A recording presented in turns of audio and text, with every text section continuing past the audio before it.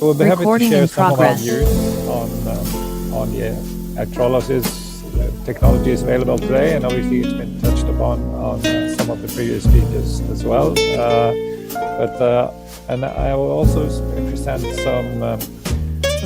some project cases that we are working on, so we can see the differences in the configuration that we have to do from project to project, so that one electrolyzer technology will not be a perfect match for all solutions. So I'm not sure if you can see my screen now. Yes, good. So yes, please go ahead. Yes. So as mentioned, Greenstat has got our vision of making green happen, and when it comes to hydrogen, then obviously that means making green hydrogen happen. So we'll see if I can push through the slides. So just first a brief overview of the. Just see if I can hide the screen. There we go.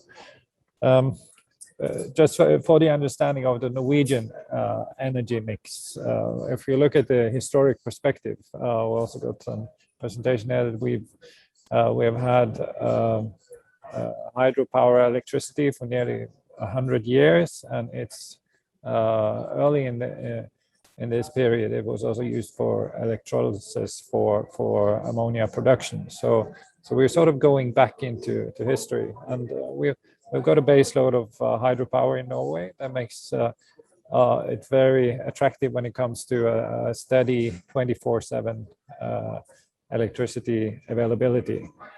We had a tremendous period when we had discovery of oil and gas in the North Sea. We are now sort of beyond peak oil and gas, and oil and gas will be phased out sooner or later in Norway. How long this period will last is yet to know, but there is a strong drive now to convert to green energy.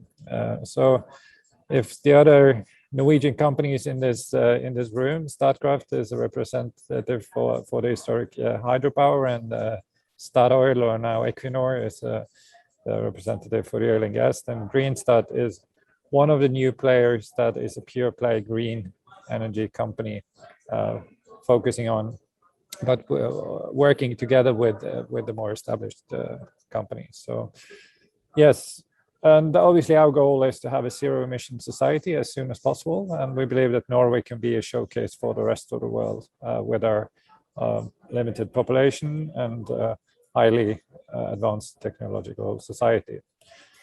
So into the green hydrogen situation in Norway, what we see is that having a strong national grid, we have a unique opportunity to establish large-scale hydrogen production facilities centrally placed near the grid connections. And in these situations, we can produce hydrogen at a very low cost. I will get back to the prices that we are looking into a bit later. But we also see that transport cost quickly becomes an issue. So distributing it to the different project sites. So we believe that there will be a mix of distributed solutions close to the customer and a large scale centralized production. And when it comes to Greenstat, our role in the value chain is that we want to be an owner and operator of hydrogen production facilities. We will buy the best available technology that is commercially proven at any time, because our goal is purely to provide the market with the cheapest possible and green hydrogen. So we will also sort of challenge the power companies and the grid companies on providing us with the best tariffs possible. So some of the project cases that showcases the differences in how we have to configure our systems is this is a typical industrial site far up north in Norway, in a place called Glomfjord. And historically they had one of Europe's largest electrolyzer factories here. It was around 135 megawatts installed capacity, and it was in operation until the early 90s when it was shut down because the price of green hydrogen was sort of outcompeted by gray hydrogen. But now, as many have mentioned, now this situation is again about to shift. And we are looking at a production when we are going to re-establish this production at up to 100 megawatt. And in this location, we have a good connection so that we have availability of more than 100 megawatt of steady power 24/7, which is a very good situation. And the reason why we're developing this project now is that we are tendering for the first commercially ferry route that has a tender where the requirement is liquid hydrogen, and it's going to be operational from 2025, meaning that we have to start building the site in already next year. And it's going to be around 5 tons per day, maybe a little bit more, of liquefied hydrogen. So our role in the project will be to produce the gaseous hydrogen and then sell it to our partner in this project, who is Air Liquide, that will liquefy the hydrogen and then sell it to the ship owners. And another example of a more distributed system is there is a huge market for hydrogen when it comes to workboats in the aquaculture industry, which is a huge industry in Norway.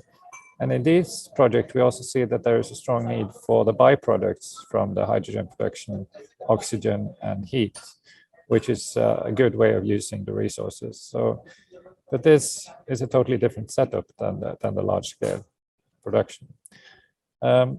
Another project is we in the middle of Norway in the county called Trøndelag, where they have a lot of locked in hydropower, which could be in a way similar to what we see in India, where you have locked in wind and solar, and then hydrogen is seen as one of the ways to utilize this energy.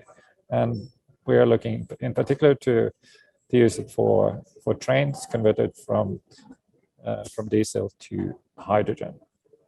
And we are working on a heavy duty truck segment, especially partnering with Hyundai Hydrogen Mobility. And at the moment, there is a huge project in Switzerland where they are phasing in up to 1,600 trucks. And in this business case, they are looking at a pay per kilometer kind of solution, so that the provider of sort of the value chain solutions are sort of selling hydrogen as a transport as a service, and that's also a model that we would look into in Norway. We are looking at different energy hubs where we will both have hydrogen production and distribution centers, and we're also looking at industrial projects. This is a project in Tyssedal, but we are working together with Tysir Titanium, where they're looking at replacing coal with hydrogen in their production. Here Statkraft also has a good dialogue with Tysir, and we're really hoping to get this project realized. A last project area is that we are now looking at the large scale offshore production, because now we are in the phase of developing offshore wind projects in Norway, and hydrogen is one way of utilizing that energy. And here we also have a different way of configuring the electrolyzer systems. So then the question that everyone is asking at the moment is, which electrolyzer technology is the correct one? And the answer is that you need to assess your application, your geographical location, and then you have to configure your system based on that. But obviously there are mainly two main area solutions, alkaline and PEM. but we see that solid oxide electrolyzers are also coming into the market now, being even more energy efficient. And we have an analysis team that has done a lot of work on figuring out in which application these different solutions are suited, and when they are not. So in these slide bars, you will see some indications of which solutions that are better for transport. When you go to the off-grid solutions, you can see that a PEM solution normally would be better than an alkaline. But this is not. This is also indications, and must be taken with caution. So the key issue, and several others have been touching that as well, is the configuration. We have to look at the whole value chain and from the demand side, and then we have to do a cost analysis and figure out where to optimize, and where do we do the storage. If we need any storage, would that be in the hydrogen side? Would it be in the electricity side? And other ways of optimizing this.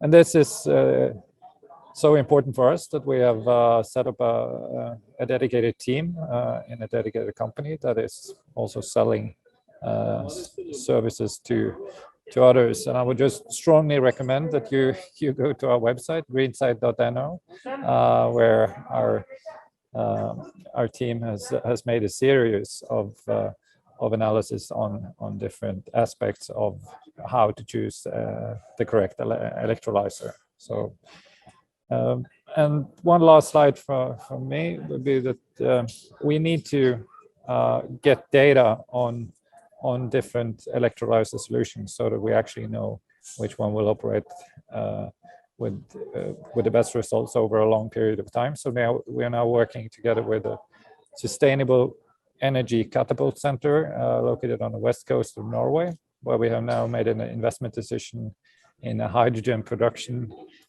unit that will be a PEM electrolyzer that will be operating for and producing hydrogen both for the center and for other markets. But we will also set up a rig where we can test different electrolyzer solutions next to each other, and then get operational experiences from those systems over time. So there, it's probably a bit disappointing for many that we can't really give the exact answers. And now I forgot to jump into the pricing issue. And we had a good meeting with Indian Oil earlier this week here in Delhi, and we had a very good conversation with Rama Kumar and his team, and we support their targets of reaching prices down to $2 per kilo. And actually, we see that in the most optimized cases, if you look at the Glomfuel large-scale production site, if we have a normal electricity price in Norway, that would be around 25 dollar cents, then we could reach a price that is very close to 20 or $2 per kilo. But that's in an optimal case. Normally it would be more like between $3 and $4. So we still have a way to go. So that was probably it for me. So thank you so much for having me on this session.